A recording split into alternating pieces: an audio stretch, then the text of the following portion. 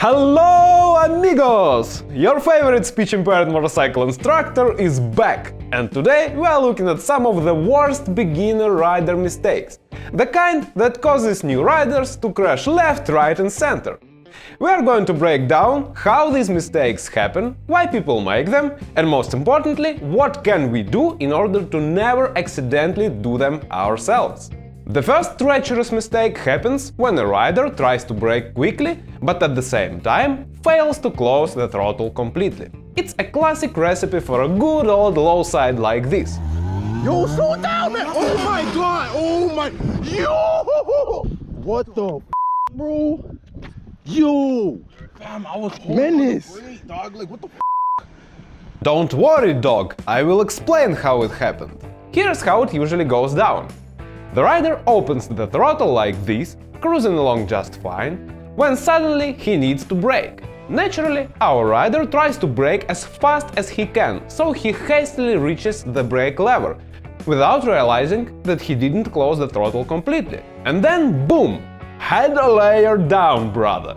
Even on modern bikes with fancy ABS systems that are supposed to save the day by cutting the throttle, I had a few instances when my students made this mistake, and while they didn't drop the bike because of ABS intervention, they simply ended up with 2 times longer stopping distance, which is a lot longer than we want when we are performing an emergency braking. So, how do we fix this? Some of you guys can say, "Oh, I know! Just pull in the clutch, right?" We pull in the clutch and cut the power to the rear wheel, which means we can twist the throttle all we want without it actually doing anything. Well, yes, we can, but that introduces other problems, which we talked about in our how to use the clutch while braking video not long ago. When we pull in the clutch during braking, we can lock up the rear wheel easier, we lose engine braking, and we risk a high side if we are braking mid-corner. So, instead of pulling in the clutch, let's find a better solution. What we can do instead is we can develop a new grip on the throttle, which will force us to close it when we reach for the front brake. Here's how it works. Instead of simply gripping the throttle like this and twisting it, we can do it slightly differently. Put your hand on the throttle in such a way that the palm lays on the throttle, fingers are on the front brake lever and the wrist is flat.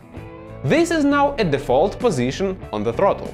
Now look, if we open the throttle, we can't just grab the brake at the same time. Our wrist is in the wrong position for that. When we go for the brake, our wrist has to rotate down, automatically closing the throttle before we can grab the lever. Accidentally, the same kind of grip on the throttle also helps to prevent another major beginner mistake, a so-called whiskey throttle. Whiskey throttle happens when the rider grabs the throttle like this, opens it, the bike starts to accelerate, throwing the rider's body back, which makes him open the throttle even more. Now, the bike just accelerates uncontrollably and the rider can't release the throttle because he holds onto it for dear life. Using the throttle grip we just talked about helps to avoid this. With our wrist flat, if we give it too much gas and get thrown back, our hand naturally closes the throttle instead of opening it. So, this throttle grip is much more foolproof than if we grab the throttle with our wrists high. But that's not all. This grip works great with how our body moves on the bike. When we quickly accelerate, our body tends to be thrown back. We can counter this by leaning our body forward just before opening the throttle. Under braking, it's the opposite. Because of inertia, our body tends to be thrown forward, so we can counter this by leaning back. As a bonus, this also significantly improves our braking from higher speeds due to aerodynamic drag. Now check out an interesting side effect. When we lean forward, our elbows naturally go down, and if we use our new throttle grip, it puts our throttle hand in a very comfortable and natural position. And when we need to brake, we lean our body back, which pretty much automatically closes the throttle and we can safely apply the front brake. Great! Now let's transform all this new knowledge into muscle memory by performing a very simple and straightforward exercise. Find yourself an empty stretch of a road where nobody will bother you. Put the bike in the first gear, use the grip on the throttle which we discussed, and do this. lean forward and gradually open the throttle so you have a nice powerful acceleration. Next, lean back while simultaneously completely closing the throttle and gradually but firmly apply the front brake. Don't touch the rear brake or clutch, because they are not a focus of this exercise. Just concentrate on what are you doing with the front brake and the throttle. You should end up with something like this: short but rather quick accelerations and decelerations. Try this for a while and you will quickly develop a good muscle memory with your throttle and front brake.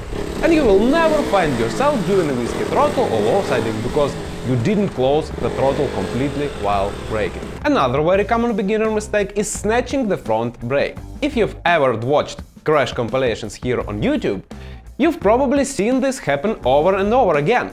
A rider panics, grabs the front brake too fast and ends up low-siding, which is often followed by "I had to lay it down" punchline. The issue with snatching the front brake is that when we brake, the bike's weight naturally shifts forward onto the front wheel.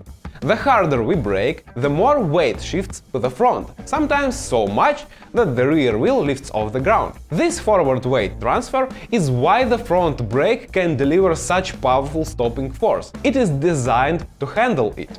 But this weight shift doesn't happen instantly. If we just stop the front brake at full force right away, the front tire won't have enough grip and it will skid.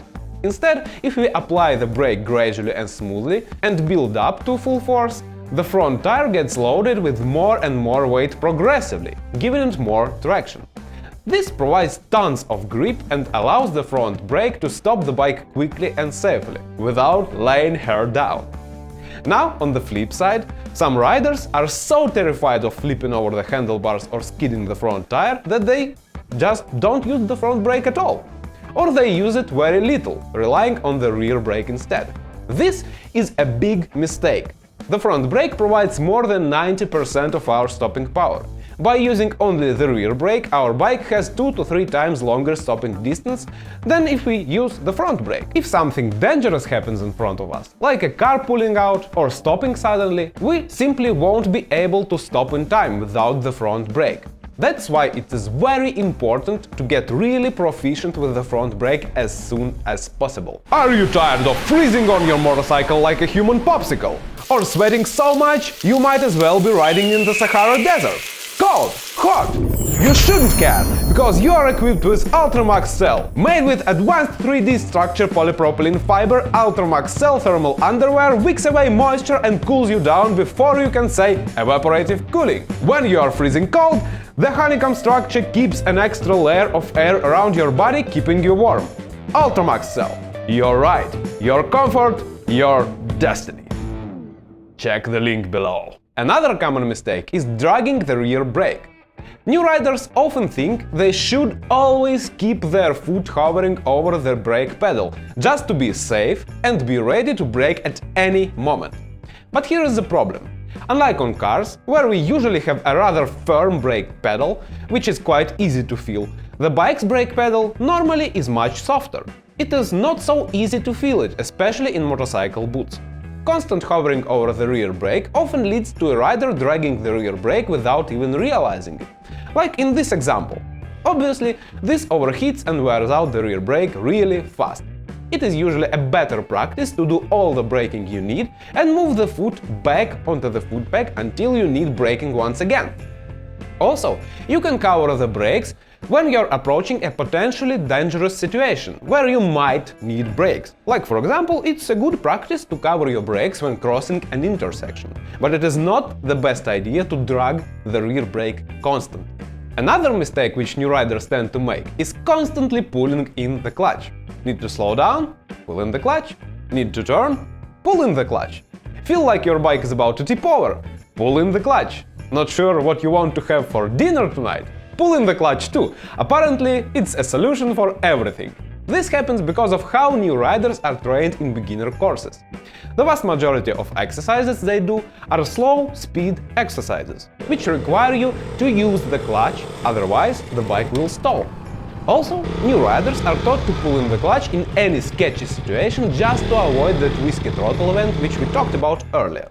It works great at the very beginning, but later we should drop this habit and use the clutch only when we need it, not just in every possible situation. And the last but not least, the nemesis of all beginner sport bike bros, the twitchy throttle.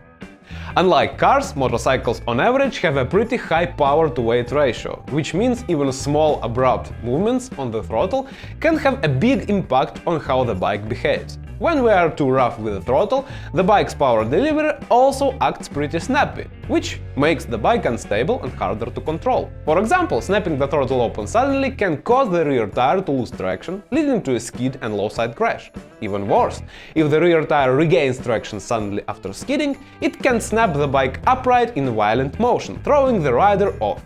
This is called a high side.